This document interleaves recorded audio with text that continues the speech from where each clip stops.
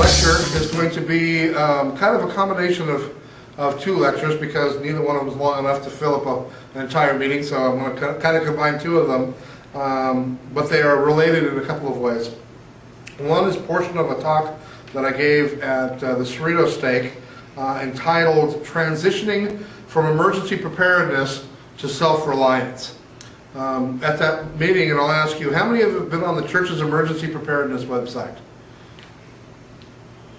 Well, in actuality, nobody has, because the church doesn't have an emergency preparedness website. It's called Provident Living.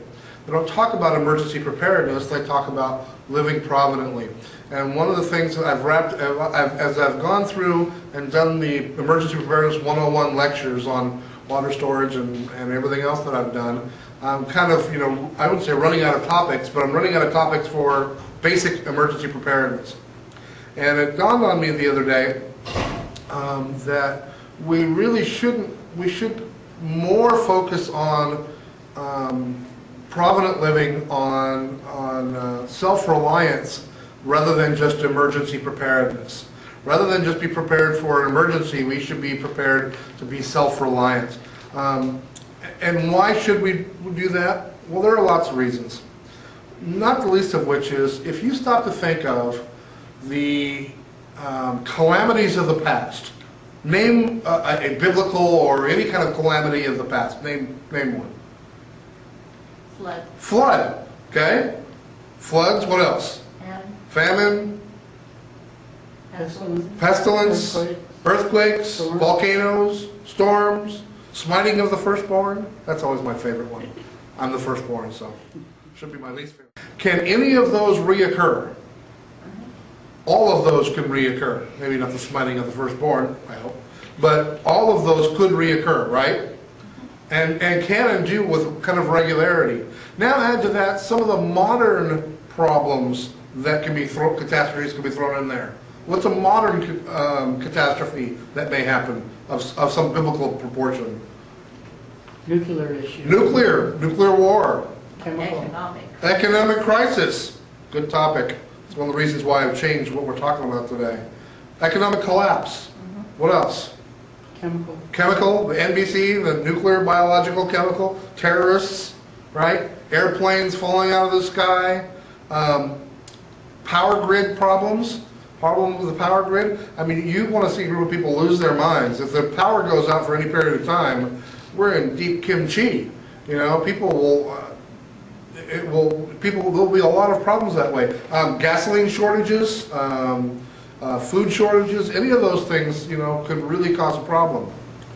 The economic problem that we're having right now is not a surprise to me. And I'll tell you for a couple reasons why.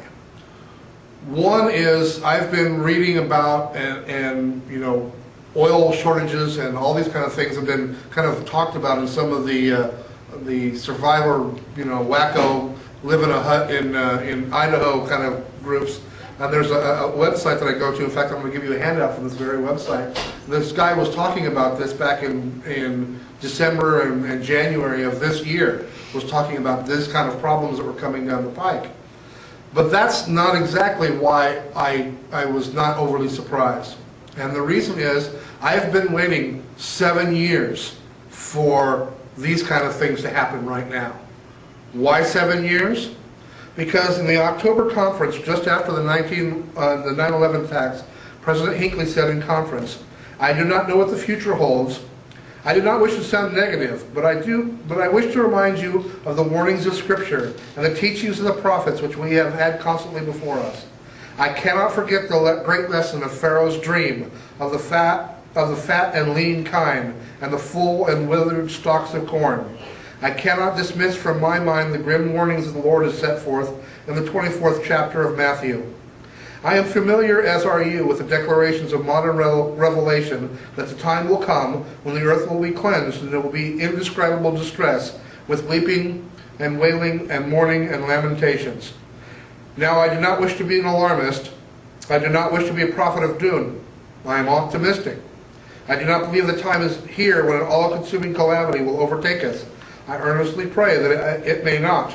There is so much of the Lord's work yet to be done, and we and our children after us must do it. He said that in October of 2001. Now that struck me. I'm an emergency preparedness kind of guy, but when a prophet stands up and says something like that, my ears perked up. He said it again at another conference. This time, October 2005. Our people for 3/4 of a century have been counseled and encouraged to make such preparation as will assure survival should a calamity come. We can set aside some water, basic food, medicine, and clothing to keep us warm. We ought to have a little money laid aside in case of a rainy day. Now that what I have said should not occasion a run on the grocery store or anything of that kind. I am saying nothing that has not been said for a long time. Let us never lose sight of the dream of Pharaoh concerning the fat cattle and the lean and full ears of corn, and the blasted ears, the meaning of which was interpreted by Joseph to indicate years of plenty and years of scarcity. He said it twice, basically the same talk about being prepared, and that was in a talk that was, if you are prepared, you shall not fear. And so I have my family.